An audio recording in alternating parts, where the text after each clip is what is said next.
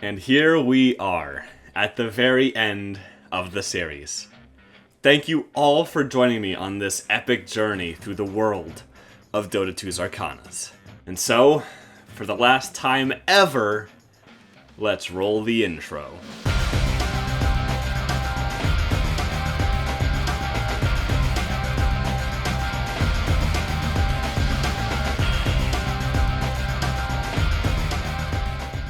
You know how this works by now.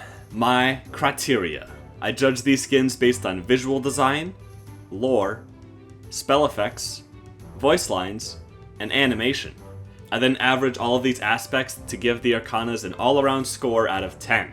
We already know which Arcanas we're getting, but who knows what order we'll get them in.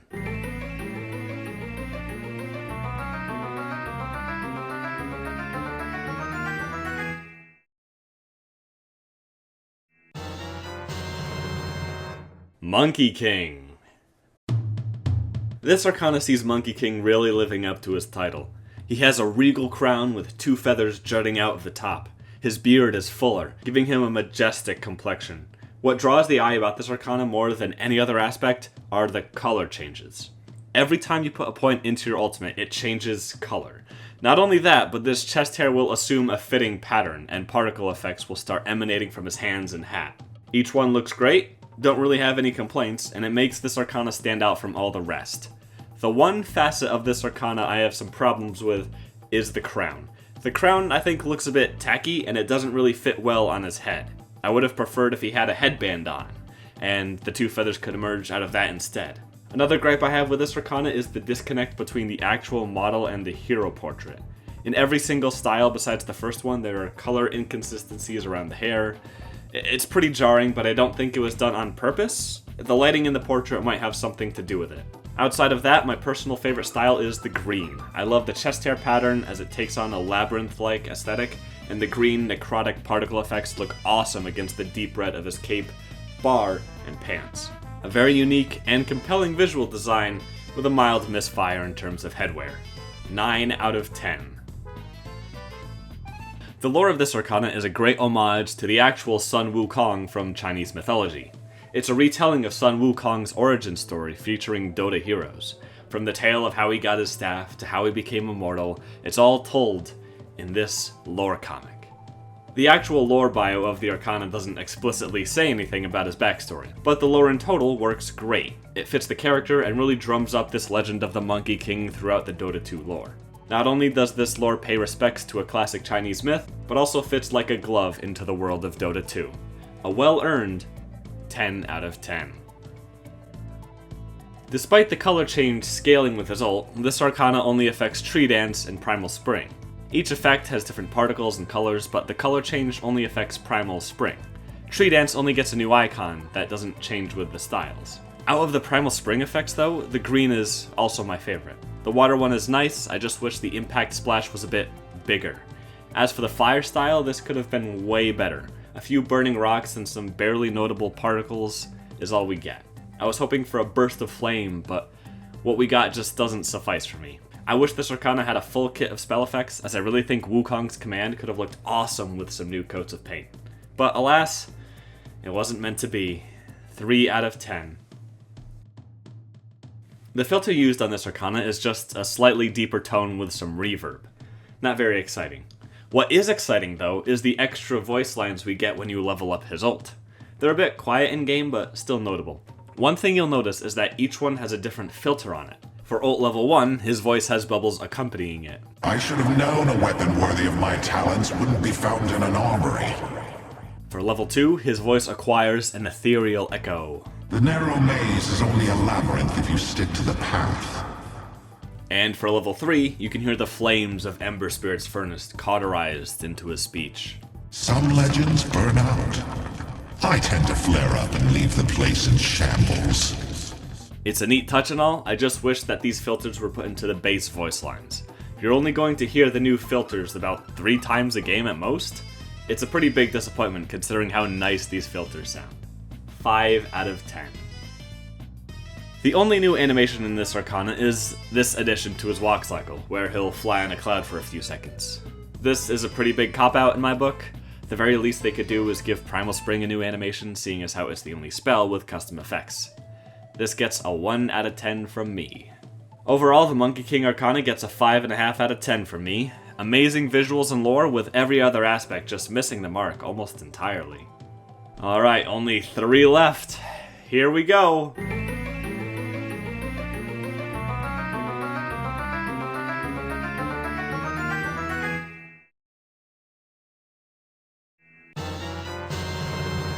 Pudge.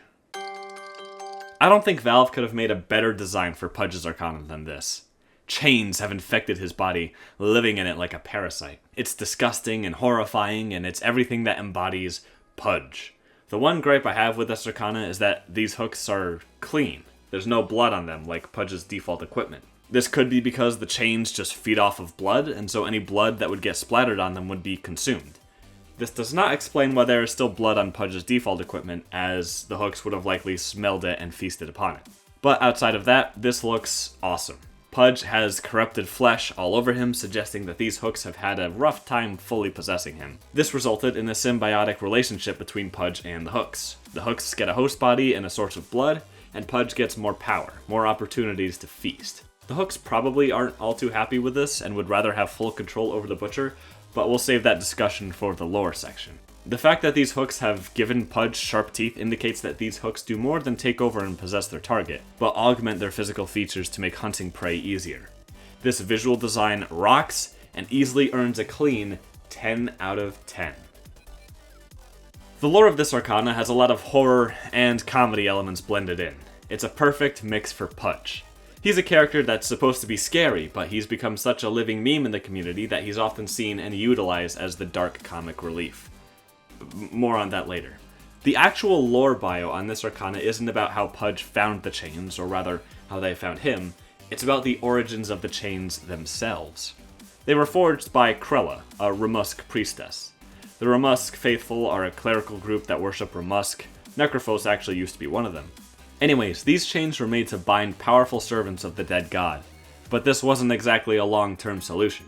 Despite the spells put upon the chains, they ended up getting possessed by the dead god and terrorized Krella's homeland, leaving it desolate. That is, until a butcher rolled into town, smelling something funny. I've been stabbed before, burned before, cursed before, but back then, never been banished before.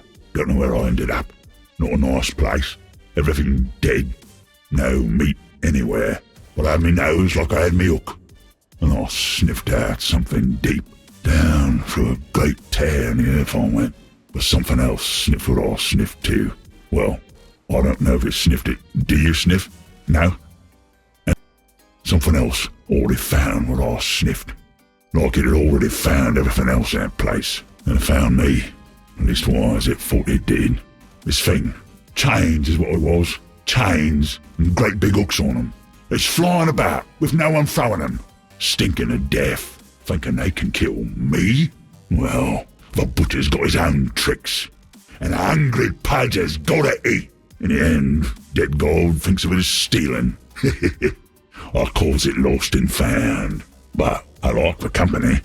I find the idea of the chains just searching around for something to kill terrifying, but the idea of Pudge just eating them when they tried killing him is hilarious. Again, they could not have come up with a better lore for this Arcana than what we got. 10 out of 10.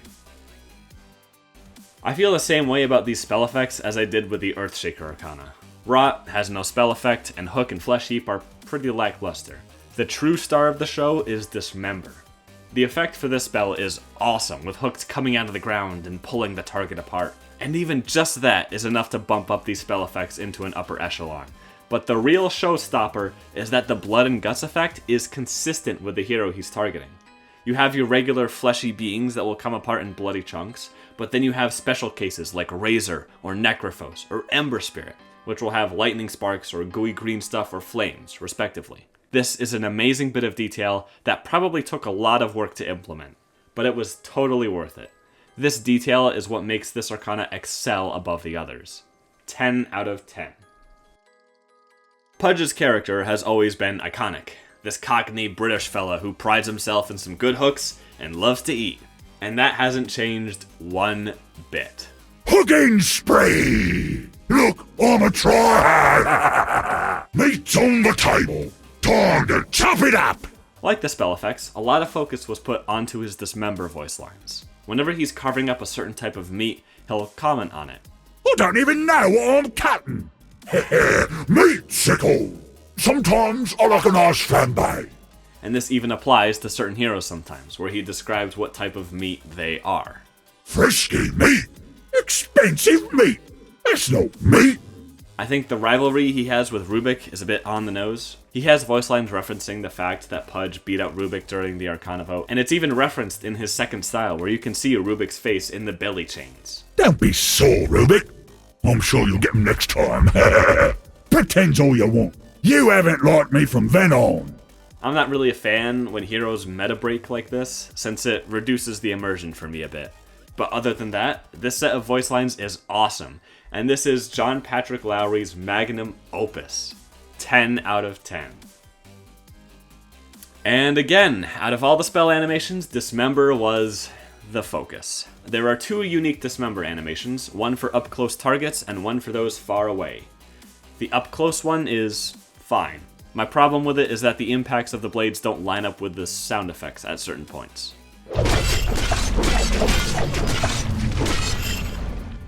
This also happens with the far away animation, but it makes up for it with the actual animation itself. We see the hooks stabbing into the ground, causing more hooks to appear at the target's location and tear them apart. All the while, Pudge waits gleefully with an open mouth, cheering on the hooks as he does. Outside of that, there are some nice little animations with the hooks. We got the same ground slash you see in almost every Arcana, some idle shenanigans, and during TP and channel, the hooks spin around. Pudge himself doesn't do anything in the latter, which is a bit disappointing. During the taunt, the hooks act like a jump rope for him, which is a really neat detail. There's a few low points here and there, but serviceable overall. 6 out of 10. The Pudge Arcana gets a 9 out of 10 from me. A nigh perfect Arcana for Pudge that could use some more spell animations. Alright, Pudgesters out of the way, only 2 left.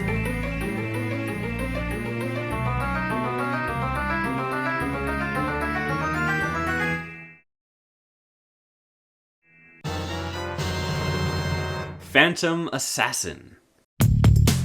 This design has some really nice details, but some really bad ones. Firstly, I like that she's fading away. Going on a massive, endless murder spree has likely taken a toll on Mordred, and so her appendages are beginning to deteriorate. No doubt this will accelerate until she's nothing but a specter. But more on that later. The swords themselves are amazing. Despite their size, they're definitely more fitting than the big hunk of iron she usually carries around everywhere. The particle effects they emit aren't too distracting. The other styles that they evolve into add some nice contrast though. The fact that the orange stands out against the Arcana's color palette lets your lane opponent know that you are a threat. I think this design overall doesn't fix PA's visual design by any means, and debatably makes her less stealthy than her default design. The daggers on the hips are a bit tacky, I think. They don't fit in at all with the aesthetic of the Arcana, and they just kind of float there, not attached by a belt or anything. They also clip a lot in most of her animations. And another thing.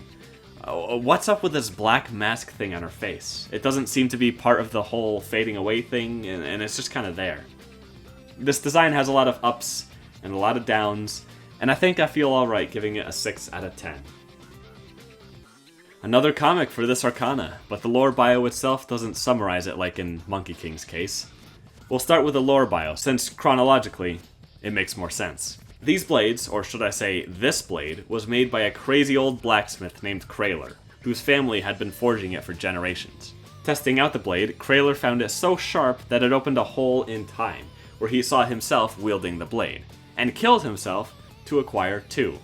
This of course caused his own death, but a copy of the same sword paradoxically begotten. As for the comic, it doesn't make a whole lot of sense. Firstly, this comic involves Phantom Assassin moving to kill Oracle. Oracle stops her before she gets the chance to kill her, and asks her if she even knows why she was sent to kill him. Oracle reveals that he knows her name, and he can tell her everything she wants to know for a small favor. This favor would have Phantom Assassin kill all of Oracle's possible murderers, in every universe, in every timeline. She's given the swords, and is told to go forth and carry out the quest. So, a few problems I have with this. Oracle is hinted at being the Veiled Oracle that gives all of the Phantom Assassins their targets. The Veiled Oracle names a name, and I move to take that life. The pattern of the veil requires it. I lift the veil of destiny. Behold, the Phantom's face. But this isn't concrete, so let's just think about it for a minute. If this guy is the Veiled Oracle, he most likely sent PA to kill him as a way to assemble a meeting with her to carry out a quest. Obviously, he knows the task he's putting her up to is impossible to complete, since there are theoretically infinite universes and timelines, so it can be assumed that Oracle is thinning out the Veiled Sisters. He evidently knows that PA is questioning her servitude, and so this would be a surefire way to get rid of her. The problem lies in the fact that he gave her possibly one of the most powerful artifacts at his disposal. If he wanted her gone, why did he just give up something so significant?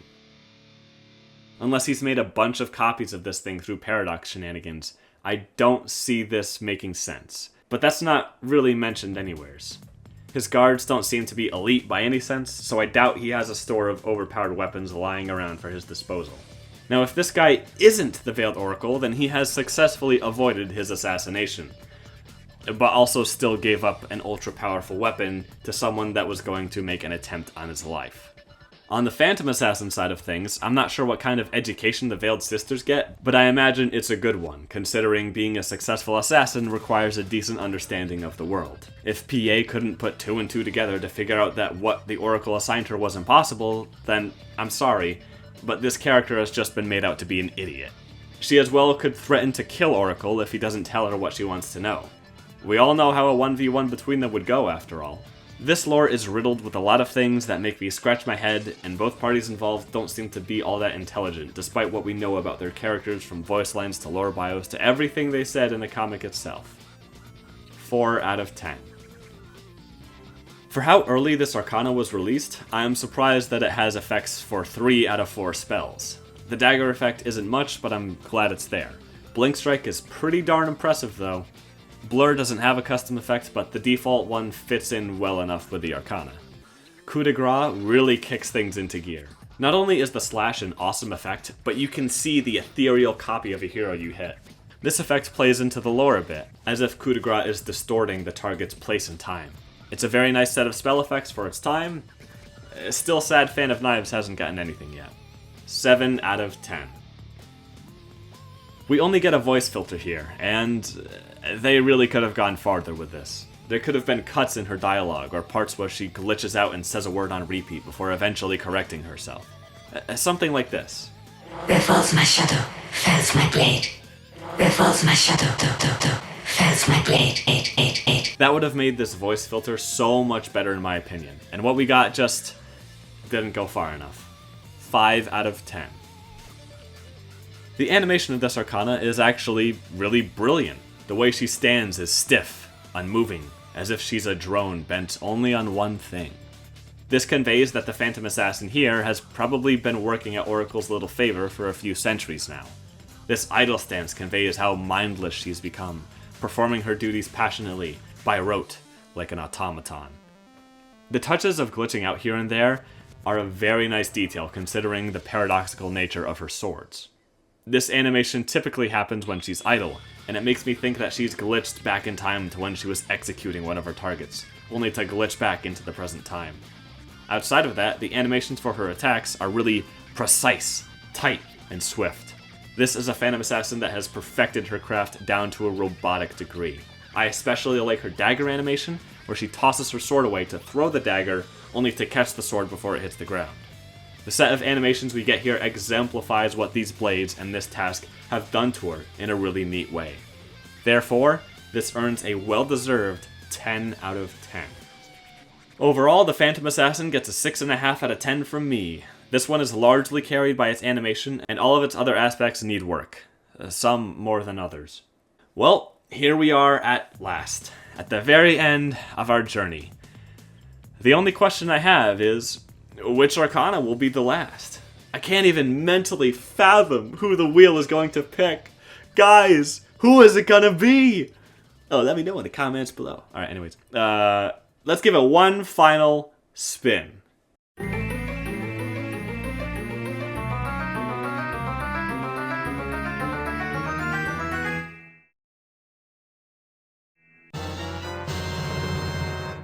Wraith King.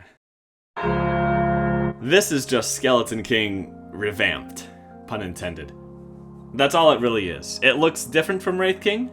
It is a cool callback to Skeleton King, but this isn't really giving us anything new. The most interesting detail is the glowing sword, but outside of that, it's still just Skeleton King. Also, why is there goop just dripping out of his ribcage? This wasn't part of the old Skeleton King model, and it just looks weird. Is he constantly bleeding? Is that his soul? Why does it clip through his body? I'll say the color palette of this guy is just okay, and they managed to keep Wraith King's silhouette consistent. Again, I'm struggling to say anything because Valve is essentially making us pay for a hero that was removed from the game. The design itself is decent, the second style doesn't change much, and I wish it gave him a new color besides turning the red dial up to 11. It doesn't have a wow factor outside of the fact that it's nostalgia bait. 5 out of 10. The lore of this Arcana explains that Wraith King is doing the exact same thing as default Wraith King. This iteration of Wraith King, however, is from a distant past before the Wraith Knight, building an empire of bone in the hopes of keeping himself alive for as long as possible. It doesn't take his character in a new direction or anything. The only difference between the Arcana and the default Wraith King is that instead of building an empire with Wraith energy, he's building an empire with bones. 3 out of 10. The spell effects for this Arcana are stunning. Pun intended. Everything happens with such impact, from the crit, to the revive, to the Wraith Fire Blast.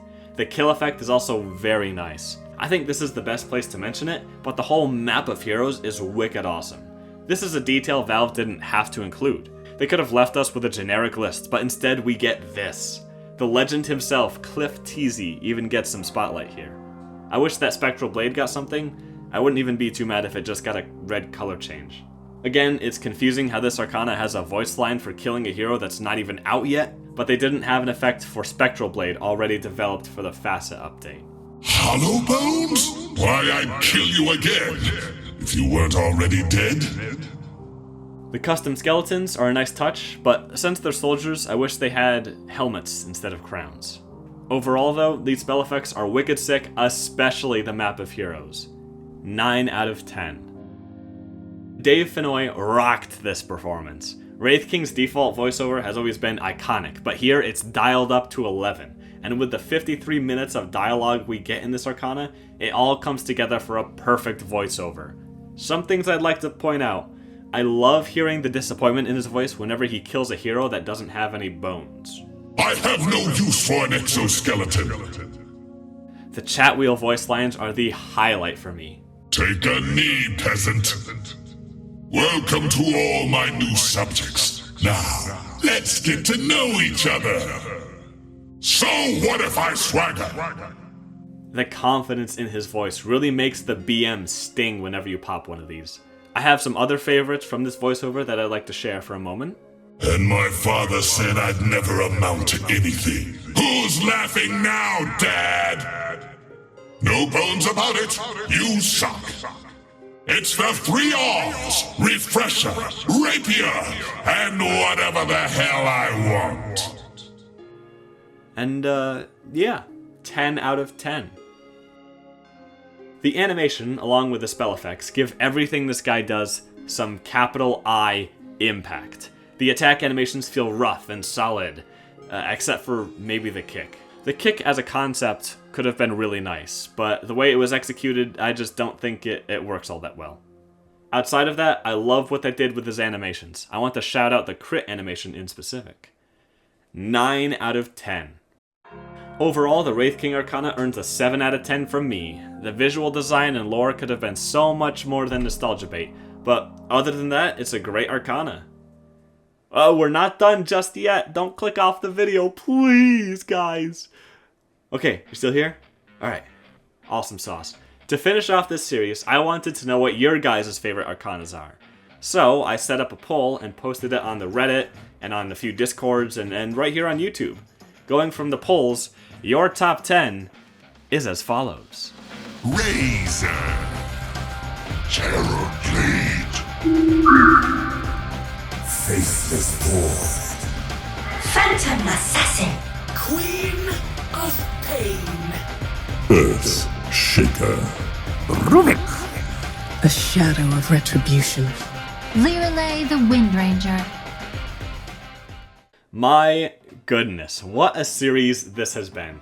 Thank you all for following along with it. As for future projects, I have a few things on the back burner and some scripts to write. I plan to do a Persona review, but that might not be for a bit, just because I'm kind of burnt out of making videos in this style. Yeah, anyways, that's all for ARCANA review. God bless, and until next time.